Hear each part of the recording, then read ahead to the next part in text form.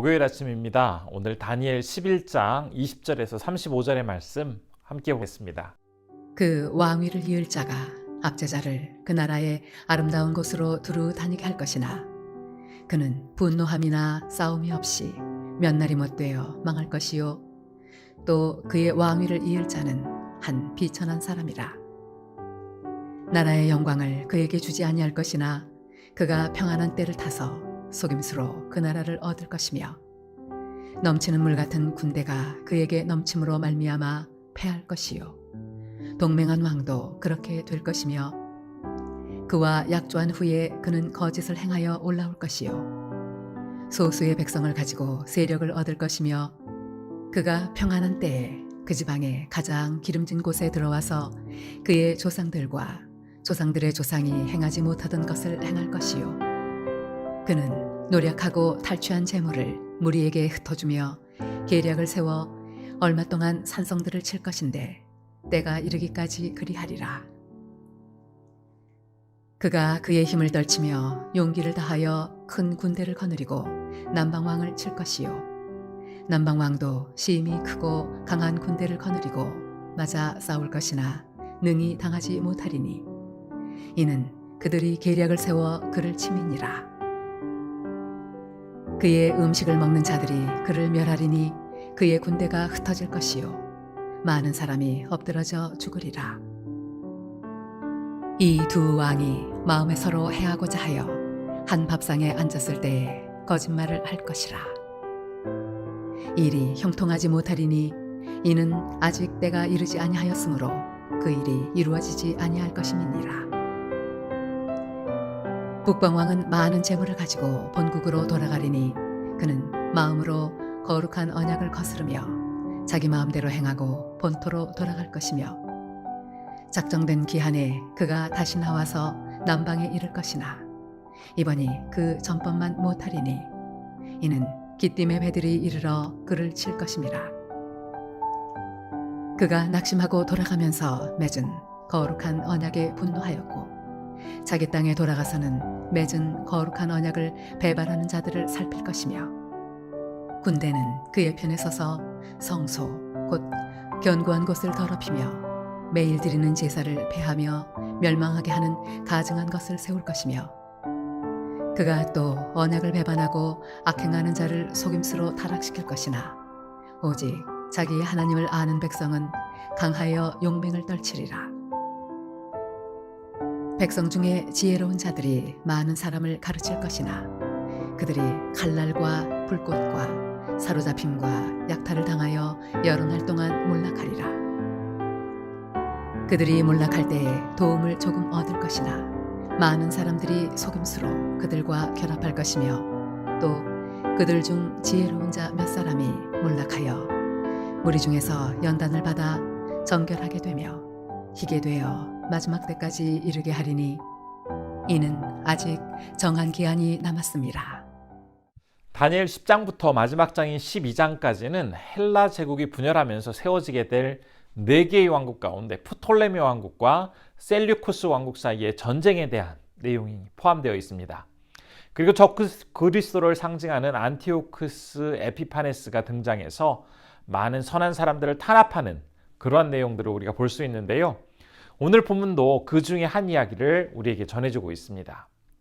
우선 21절의 말씀은 이렇게 시작을 하고 있습니다. 또 그의 왕위를 이을 자는 한 비천한 사람이라 나라의 영광을 그에게 주지 아니할 것이나 그가 평탄한 때를 따라서 타서 속임수로 그 나라를 얻을 것이며 이 말씀에서 장차 비천한 사람이 나타나서 속임수로 왕위와 나라를 얻게 될 것이다 라고 증거를 하고 있습니다. 비천한 사람은 셀류쿠스가 암살당하자 그 뒤를 이어서 왕위에 오른 바로 안티오쿠스 에피파네스를 의미합니다. 그를 비천한 사람이라고 성경에서 부르고 있다고 해서 그의 신분이 비천했던 것은 아닙니다. 그는 비록 로마의 볼모로 잡혀 있긴 했지만 시리아 왕자의 신분이었기 때문입니다. 그런데 성경은 이 왕족 출신의 사람을 왜 비천한 사람이라고 평가를 하고 있을까요? 그 이유는 바로 그의 성품 때문이었습니다. 그는 간교하고 정말 비열한 사람이었습니다. 그렇기 때문에 자기 이익을 위해서라면 모든 수단과 방법을 가리지 않던 사람이었던 것이죠.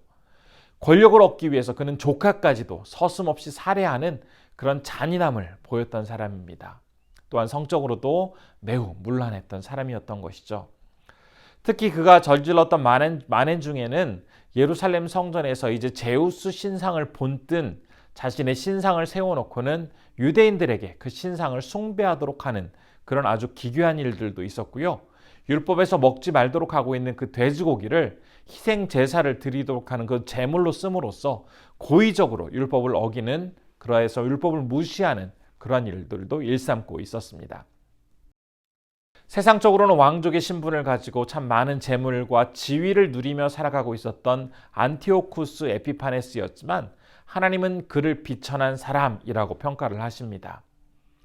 그는 하나님을 전혀 두려워하지 않았고 자기가 세상에서 가장 최고라는 생각에 다른 사람들을 무시하며 함부로 행동하는 그런 사람이었기에 하나님은 그를 비천한 사람이라고 평가를 하셨던 것이죠. 이제 이어지는 22절 이후에서는 그가 어떠한 만행을 저지르게 될 것인지 구체적으로 이야기를 하고 있습니다.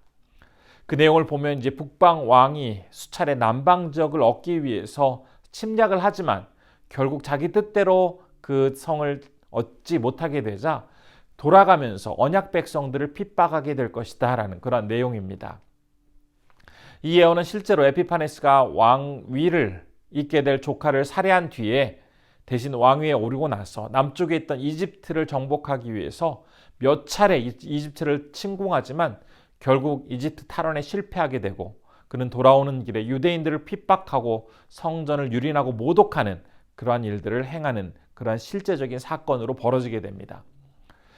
그런데 언약 백성들이 이제 고통을 당하게 될 때 오늘 본문 말씀을 보면 크게 두 가지 반응이 나타나고 있음을 우리는 살펴볼 수가 있습니다. 34절과 35절에서 볼 수가 있는데요. 제가 그 말씀 읽도록 하겠습니다. 그들이 몰락할 때에 도움을 조금 얻을 것이나 많은 사람들이 속임수로 그들과 결합할 것이며 또 그들 중 지혜로운 자 몇 사람이 몰락하여 무리 중에서 연단을 받아 정결하게 되며 희게 되어 마지막 때까지 이르게 하리니 이는 아직 정한 기한이 남았습니다. 신실한 백성들에게 굉장히 어려운 탄압이 시작되자 일부 백성들은 탄압을 이기지 못하고 결국 변절하게 되는 사람도 생겨나게 됩니다. 반대로 끝까지 충절을 지키면서 자기 목숨을 내놓는 그런 사람도 있게 됩니다. 어떤 사람은 불의한 권력에 맞서서 결국 타협하며 자신의 미래를 내어준 사람이 있는 반면에 또 어떤 사람은 철저한 믿음을 가지고 영원한 미래를 바라보면서 그 어려움과 고난의 시간을 이겨낸 사람도 있었던 것입니다. 우리의 인생도 마찬가지입니다. 풀무불과 같은 너무나 어렵고 견디기 힘든 고난이 찾아오게 될 때 어떤 사람은 그 고난 앞에서 결국 무릎을 꿇고 신앙도 포기한 채 결국 세상으로 돌아가는 그러한 사람이 있습니다. 그런가 하면 반대로 고난의 시간을 통해서 더욱 정결하고 단단하게 하나님의 사람으로 자신을 세워가는 그러한 사람들도 있습니다. 만일 이 말씀이 그렇다면 우리들에게 과연 당신은 이 순간 어떠한 선택을 하겠습니까? 라고 묻는다면 우리 성도님들께서는 어떤 대답을 하시겠습니까? 혹시 분명하게 답하기가 어려운 분이 계시다면 오늘 말씀을 조금 더 자세히 살펴보았으면 좋겠습니다. 오늘 본문 말씀 중에서 24절, 27절, 그리고 29절, 36절에서 반복되어지는 한 단어가 있습니다. 바로 무엇 할 때, 이 때라는 표현인데요. 북방왕이 기회를 살피면서 전쟁을 벌이게 된 그러한 때에 협상이 진행되었지만 결국 협상이 결렬된 그때에도 예루살렘에 있던 많은 백성이 핍박을 받던 그때에도 모든 시간을 주관하시던 하나님의 손 안에서 이 일들이 이루어졌다는 사실을 오늘 본문은 우리에게 분명히 드러내 보여주고 있습니다. 우선 당장은 세상적으로 참 커다란 힘을 가지고 있는 어떤 사람이 자기 마음대로 좌지우지하는 것처럼 그렇게 보일 때가 있습니다. 하지만 결국 모든 시간을 주관하시는 하나님께서 정해진 그 때가 되면 불의하고 잘못된 모든 것을 심판하심으로 하나님의 공의를 나타내신다라는 이 사실을 오늘 말씀을 통해서 우리는 분명히 기억해야 합니다. 하나님의 그 시간 안에는 우리가 잘 될 때가 있고 평안할 때가 있고 기쁠 때가 있습니다. 그러나 이러할 때만 존재하는 것이 아니라 때로는 절망과 슬픔과 아픔의 그러한 때에도 역시 하나님의 이 시간 안에 분명히 들어 있습니다. 그러나 진정한 믿음을 가진 사람들은 내가 잘 될 때나 혹은 잘 안 될 때, 어떠한 때라 할지라도 한결같은 모습으로 모든 시간을 주관하시는 하나님을 신뢰하면서 인생에 찾아오는 풀무불과 같은 그런 연단의 시간조차도 이겨내게 됩니다. 때로는 목숨의 위협이 있다 할지라도 자신이 얼마든지 누릴 수 있는 그런 권리까지도 과감하게 내려놓으면서 하나님을 위해 자신의 모든 것들을 다 내어드리는 그러한 결정을 하게 되는 것이죠. 오늘날의 현실을 바라보면 참 많이 불안하기도 하고 또 불합리해 보이는 것도 얼마나 많은지 모르겠습니다. 그리고 너무나 불평등해 보이는 것도 참 많습니다. 하지만 그럼에도 불구하고 모든 상황은 그 하나님의 때, 즉 하나님의 손 안에서 돌아가고 있음을 우리는 기억하면서 우리 눈앞에 펼쳐진 그 현실이 참 실망스럽고 어렵다고 할지라도 그것에 불평할 것이 아니라 하나님께서는 반드시 당신의 공의로 이 모든 것들을 바로잡아 주실 것이다라는 그러한 믿음을 가지고 내가 그 일을 이루어가는데 정말 소중한 도구로 하나님 사용해 주십시오라고 믿음으로 나아가는 우리 성도님들 되시기를 진심으로 소원합니다. 기도하겠습니다. 첫 번째로는 모든 시간을 주관하시는 하나님을 믿으며 내 앞의 상황에서 일이 일비하지 않고 주님만 바라보며 나아가게 하여 주옵소서라고 기도했으면 좋겠습니다. 두 번째로는 진실한 신앙으로 어떤 고난과 역경까지도 끝까지 주님만 바라보며 살아갈 수 있는 그런 자가 되게 하옵소서라고 기도했으면 좋겠고요. 마지막 세 번째로는 태국의 김동현 백정욱 선교사님을 위해서 기도할 때 섬기시는 그 청소년들을 위해서 통해서 하나님의 선한 능력이 온전히 나타날 수 있도록 인도해 달라고 함께 기도해 주시면 좋겠습니다. 기도하겠습니다.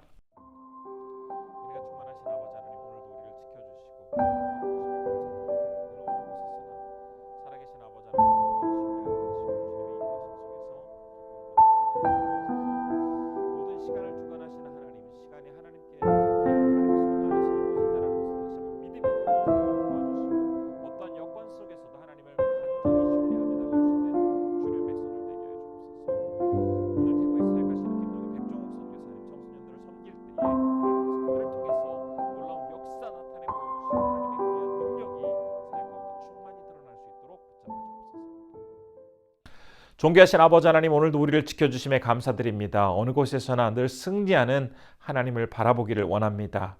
모든 때가 다 하나님의 손 안에서 이루어진다는 것을 굳게 믿으며 우리 앞에 놓여진 어려움과 절망스러운 순간조차도 믿음으로 그것들을 이겨나갈 수 있도록 도와주시고 끝까지 주님 바라보는 그런 믿음 잃지 않고 하나님 앞에 담대하게 서서 나아가는 주님의 사람 되게 하여 주옵소서. 오늘은 태국에서 사역하시는 김동현 백정욱 선교사님을 위해서 기도합니다. 청소년 사역을 통해서 많은 귀한 영혼들을 주님 품으로 인도하고 계신데 하나님께서 만나는 청소년들에게 그 마음을 열게 하시고 하나님의 사랑을 온전히 전할 수 있도록 우리 선교사님 붙잡아 주옵시고 늘 건강 가운데 사역 잘 감당하시도록 하나님 함께해 주옵소서. 오늘도 우리 성도님들 건강하게 이 하루 붙잡아 주시고 여러 가지 힘들고 어려운 상황 속에 있다면 하나님께서 모든 것들을 위로하시고 잘 인도해 주셔서 기쁨으로 이 하루 살아가실 수 있도록 하나님 함께해 주옵소서. 모든 것 주님께 의탁드리오며 예수님의 이름으로 기도드립니다. 아멘.